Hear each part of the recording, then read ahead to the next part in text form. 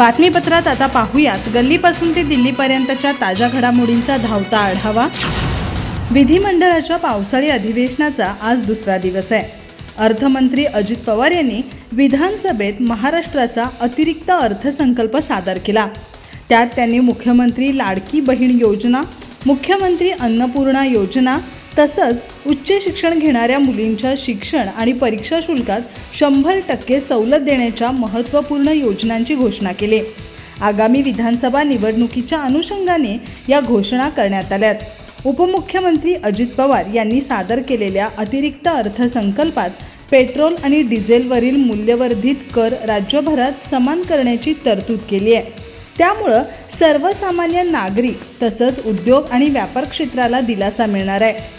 या अर्थसंकल्पात 5 केंद्रीय सशस्त्र दलातील जवानांना व्यवसायात करातून सूट, मुद्रांक शुल्क दंडात कपात, मुद्रांक शुल्क परतावा आदी माध्यमातून नागरिकांना दिलासा देण्यात आला आहे। राज्यात 11 जागांसाठी विधान परिषदेची निवडणूक होत असून त्यासाठी स्वतः उद्धव ठाकरे मैदानात उतरलेत। उद्धव ठाकरे यांनी उपमुख्यमंत्री देवेंद्र फडणवीस आणि अजित पवार यांना शह देण्याची जोरदार तयारी केली असल्याची माहिती समोर आली आहे। त्यामुळे लोकसभा निवडणुकीत पराभव झालेले रत्नागिरी-सिंधुदुर्ग लोकसभा मतदारसंघातील विनायक राऊत यांना उद्धव ठाकरे यांनी रिंगणात उतरवण्याचा निर्णय घेतलाय। आपल्या रणनीतीच्या माध्यमातून या 11 जागांपैकी 3 जागांवर महाविकास आघाडी विजयी होईल असा ठाम विश्वास उद्धव ठाकरे यांनी व्यक्त केलाय। विधान परिषद निवडणुकीसाठी महायुतीकडे भाजपचे 103, शिवसेनेचे 37, राष्ट्रवादी काँग्रेस पक्षाचे 39 तर इतर छोट्या पक्षांचे 9 आमदार आहेत। यासोबतच अपक्ष 13 आमदारांसह 201 आमदारांचा पाठबळ युतीकडे आहे। दुसरीकडे महाविकास आघाडीमध्ये काँग्रेसचे 37, ठाकरे गटाचे 15, राष्ट्रवादी काँग्रेसचे 13, शेकापचा 1 आणि अपक्ष 1 असे एकूण 67 आमदार आहेत। या व्यतिरिक्त MIM 2, सपा 2, माकप 1, क्रॉशेप 1 असे एकूण 6 आमदार हे तटस्थ आहेत। या संख्याबळानुसार महायुतीचे 9 तर आघाडीचे 2 आमदार विधान परिषदेवर निवडून जातील। मात्र उद्धव ठाकरे यांनी 3 आमदार निवडून येतील असा विश्वास व्यक्त केलाय। म्हणजेच ठाकरे यांनी महायुतीला धक्का देण्याची तयारी केली असल्याचं बोललं जात आहे। पुणे कार अपघात प्रकरणी आरोपीला पकडल्यानंतर कारवाईला झालेल्या विलंबास पुणे पोलीस आयुक्त जबाबदार आहेत। त्यामुळे पोलीस आयुक्तांनी राजीनामा द्यावा अशी आग्रही मागणी विधानसभा विरोधी पक्षनेते विजय वडेट्टीवार यांनी आज विधानसभेत केली। पुण्यात 450 ओपन टेरेस हॉटेल आहेत। प्रत्येक हॉटेलकडून त्या भागातील कोरेगाव, कल्याणनगर भागात 5 लाख रुपयांचा हप्ता वसूल केला जातो। पब नियमांचं उल्लंघन करून अनधिकृत पब सुरू आहेत। 27 पबला कुठलाही परवाना नव्हता। विनापरवाना 27 पब चालत असतील तर पोलीस आयुक्त झोपा काढत होते का असा सवाल वडेट्टीवार यांनी उपस्थित केला। यावर गृहमंत्री देवेंद्र फडणवीस यांनी उत्तर देताना विरोधी पक्षनेते यांनी दिलेली माहिती सत्य समजून त्यावर चौकशी करून कारवाई करू असं आश्वासन दिलं। पुणे कार अपघात प्रकरणी आज विधानसभेत लक्षवेधीवर झालेल्या चर्चेत वडेट्टीवार बोलत होते। या संदर्भात विजय वडेट्टीवार म्हणाले की पुण्यात ड्रग्ज माफियांनी थैमान घातलंय। शैक्षणिक हब म्हणून ज्या पुण्याची ओळख आहे त्याच पुण्यात बाहेरून शिक्षणासाठी येणाऱ्या विद्यार्थ्यांना पुण्यात पाठवावं की नाही याची पालकांना चिंता वाटते। अपघात झालेली कार विना नंबर प्लेट रस्त्यावर कशी फिरली, पोलिसांच्या हे का लक्षात आलं नाही असा सवाल उपस्थित करत धनदांडग्यांची कार असल्यानं पोलिसांनी सोडली का असा सवाल देखील वडेट्टीवार यांनी उपस्थित केलाय। पुण्यातील पोर्शे कार अपघात प्रकरणी राज्याचे गृहमंत्री देवेंद्र फडणवीस यांनी शुक्रवारी विधानसभेत निवेदन केलं। त्यात त्यांनी पुणे पोलिसांनी या प्रकरणी केलेल्या काही चुकांवर बोट ठेवत या संबंधीच्या तपासावर कुणाचाही दबाव नसल्याचं स्पष्ट केलं। प्रस्तुत प्रकरणातील अल्पवयीन आरोपीला घटना घडली त्या रात्री 3 वाजता पोलीस ठाण्यात आणलं। त्यानंतर लगेचच त्याला वैद्यकीय चाचणीसाठी पाठवण्याची गरज होती, पण पोलिसांनी सकाळी 8:30 पर्यंत त्याला ठाण्यातच बसवून ठेवलं असं ते प्रांजळपणे पोलिसांची चूक मान्य करत म्हणाले। शिवसेना आमदार सुनील प्रभू यांनी एका लक्षवेधीद्वारे सभागृहात पुणे हिट अँड रन प्रकरणाचा मुद्दा उपस्थित केला। तसंच गृहमंत्री देवेंद्र फडणवीस यांच्याकडे या घटनेचा विस्तृत तपशील मागितला। त्यावर फडणवीस यांनी या घटनेचा संपूर्ण घटनाक्रम सांगितला। फडणवीस म्हणाले की प्रस्तुत प्रकरणात पोलिसांच्या काही चुका झाल्या. पहिली चूक आहे की जेव्हा अल्पवयीन आरोपीला रात्री 3 वाजता पोलीस ठाण्यात आणलं तेव्हा लगेचच त्याला वैद्यकीय चाचणीसाठी पाठवण्याची गरज होती, पण पोलिसांनी त्याला सकाळी 8:30 वाजता चाचणीला पाठवलं. दुसरं असं की असा गुन्हा घडला की साधारणपणे भांडवी कलम 304 लावलं जातं. त्यावेळी पोलिसांनी आपल्या वरिष्ठांना कळवण्याची गरज होती, पण त्यांनी ते केलं नाही. वरिष्ठांनी या प्रकरणी कलम 304 लावण्यास सांगितलं. त्यांनी आपले कर्तव्य योग्यपणे बजावलं नाही, त्यामुळं संबंधित अधिकाऱ्यांवर निलंबनाची कारवाई करण्यात आली असं देवेंद्र फडणवीस यांनी सांगितलं. बीडच्या मातोरी गावात गुरुवारी रात्री 2 समाजात झालेल्या दगडफेकीच्या घटनेवर मनोज जरांगे पाटील यांनी तीव्र संताप व्यक्त केलाय. या घटनेला त्यांनी ओबीसी नेते तथा राज्याचे अन्न आणि नागरी पुरवठा मंत्री छगन भुजबळ यांना जबाबदार धरलाय. मातोरी येथील घटना घडवून आणण्यात आली आहे. छगन भुजबळ यांना दगडफेक करण्याचा नाद, त्यात त्यांना माझंच गाव सापडलं का असा सवाल त्यांनी या प्रकरणी उपस्थित केलाय. मनोज जरांगे यांच्या मातोरी गावात गुरुवारी रात्री लक्ष्मण हाके समर्थक आणि ग्रामस्थांमध्ये दगडफेक झाली. या घटनेमुळे गावात तणाव निर्माण झालाय. मनोज जरांगे यांनी शुक्रवारी सकाळी एका मराठी वृत्तवाहिनीशी बोलताना या घटनेवर संताप व्यक्त केलाय. तसंच त्याचं खापर मंत्री छगन भुजबळ यांच्या डोक्यावर फोडलं. मला दगडफेक झाल्याची माहिती मिळाली, हा प्रकार घडवून आणल्याची शंका आहे.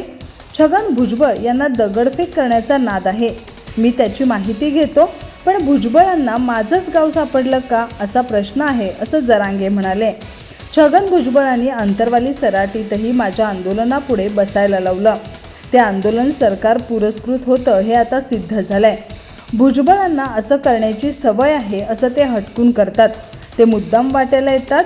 दंगल घडवून आणण्यासाठी, जाती तेढ निर्माण करण्यासाठी त्यांनी आंदोलन केलंय असंही जरांगे यांनी यावेळी बोलताना सांगितलं.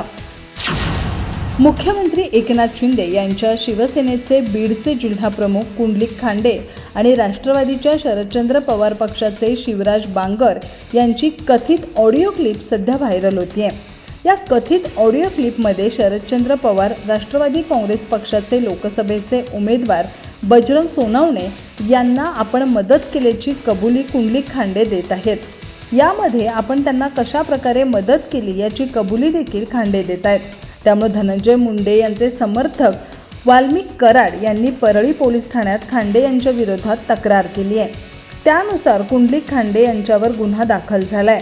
बीड लोकसभा मतदारसंघात भाजपच्या उमेदवार पंकजा मुंडे यांच्या विरोधात शरदचंद्र पवार राष्ट्रवादी काँग्रेस पक्षाचे उमेदवार बजरंग सोनवणे अशी लढत झाली. यात पंकजा मुंडे यांचा पराभव झाला. या निवडणुकीत कुंडलिक खांडे यांनी बजरंग सोनवणे यांनी कशाप्रकारे मदत केली असा सवाल असलेली ऑडिओ क्लिप काल बीड जिल्ह्यात व्हायरल झाली. या कथित ऑडिओ क्लिप प्रकरणी शिवसेना बीड जिल्हाप्रमुख कुंडलिक खांडे यांच्यावर गुन्हा दाखल करण्यात आलाय. धनंजय मुंडे यांचे सहकारी वाल्मिक कराड यांनी पोलिसात तक्रार केल्यानंतर हा गुन्हा दाखल झालाय. भाजप अजित पवार गटाला फक्त 20 जागा देईल आणि स्वतंत्र लढण्यासही सांगेल असा दावा राष्ट्रवादी काँग्रेस शरद पवार गटाचे आमदार रोहित पवार यांनी केलाय. तर अजितदादा गटाचे 18-19 खासदार संपर्कात आहेत असंही त्यांनी यावेळी बोलताना म्हटलंय. दरम्यान रोहित पवार पुढे बोलताना म्हणाले की अजित पवार गटातील जे आमदार संपर्कात आहेत त्यातील 10 ते 12 आमदारांना शरद पवार वापस घेतील असंही पवारांनी म्हटलंय. रोहित पवार म्हणाले की जयंत पाटील खूप अनुभवी नेते आहेत, त्यामुळे कसे, कधी, कोणते कार्ड बाहेर काढायचं हे त्यांना खूप चांगलं माहिती आहे. त्यामुळं ही फक्त सुरुवात आहे, पुढे बघा काय होतं. शरद पवार तर राजकारणात महाविकास आघाडीच्या नेत्यांपेक्षाही फार पुढे आहेत हे लोकसभा निवडणुकांमध्ये साहेबांनी दाखवून दिलंय. तर विधानसभेत तर ते आणखी जास्त दाखवतील. त्यामुळे शरद पवार आणि त्यांना जोडीला जयंत पाटील इतर आमच्यासारखे कार्यकर्त्यांचंही स्वागत आहे. पण ज्या लोकांनी अतिपणा केला, कुठेतरी लोकांच्या विरोधात जाऊन निर्णय घेतले, अशा लोकांबाबत साहेब आणि जयंत पाटील योग्य निर्णय घेतील. झारखंडचे माजी मुख्यमंत्री हेमंत सोरेन यांना शुक्रवारी उच्च न्यायालयाकडून जमीन घोटाळ्याशी संबंधित मनी लॉन्ड्रिंग प्रकरणात जामीन मिळाला आहे.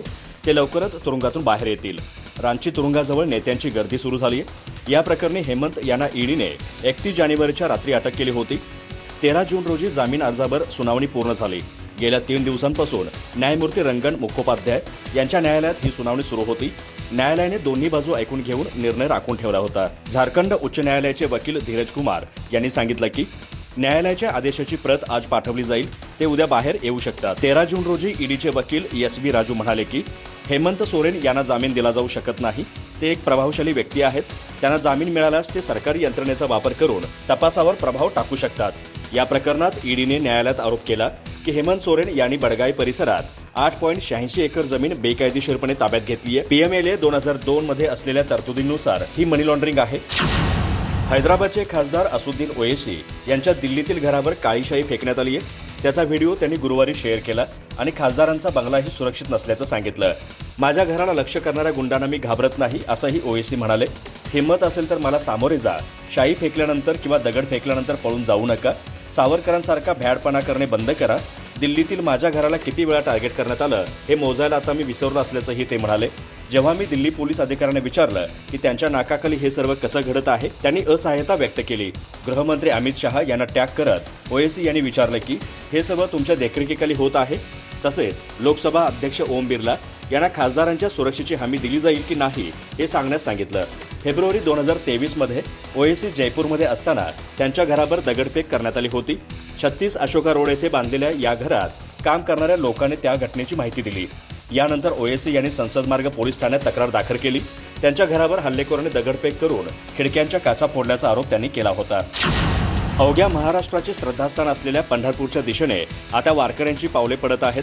आज जगद्गुरू संत तुकाराम महाराज यांची पालखी पंढरपूरच्या दिशेने प्रस्थान करेल. त्यानंतर ज्ञानबा तुकारामाच्या जयघोषात ही पालखी 16 जुलै रोजी पंढरपुरात दाखल होईल. जगद्गुरू श्री संत तुकाराम महाराज संस्थानाने जाहीर केलेल्या वेळापत्रकानुसार संत तुकाराम महाराजांची पालखी 28 जून रोजी शुक्रवारी दुपारी पंढरपूरच्या दिशेने प्रस्थान करेल. त्यानंतर पहिला मुक्काम येथील इनामदार वाड्यात होईल. देऊळवाडा आणि संत तुकोबारायांचे घर या दोन्हींच्या मध्ये इनामदार वाडा आहे. आषाढी वारीसाठी तुकोबारायांची पालखी मार्गस्थ झाल्यानंतर पहिला मुक्काम या वाड्यात असतो, म्हणून या वाड्याला महत्त्व आहे. संस्थान हे पूर्वी इनामदारांच्या ताब्यात होतं. हे मोरे वंशजातीतीलच. मात्र त्यांना तुकाराम महाराज यांच्याकडून इनामदार ही पदवी बहाल केल्यामुळे त्यांना इनामदार हे नाव पडलं. पालखीचा मुक्काम असताना पहिल्यांदा समाज आरती होते. रात्री कीर्तन, जागर आणि पहाटे काकड आरती होते. त्यानंतर संस्थान पूजा आणि पाठोपाठ शासकीय पूजा झाल्यानंतर पालखी पुढे मार्गस्थ होते.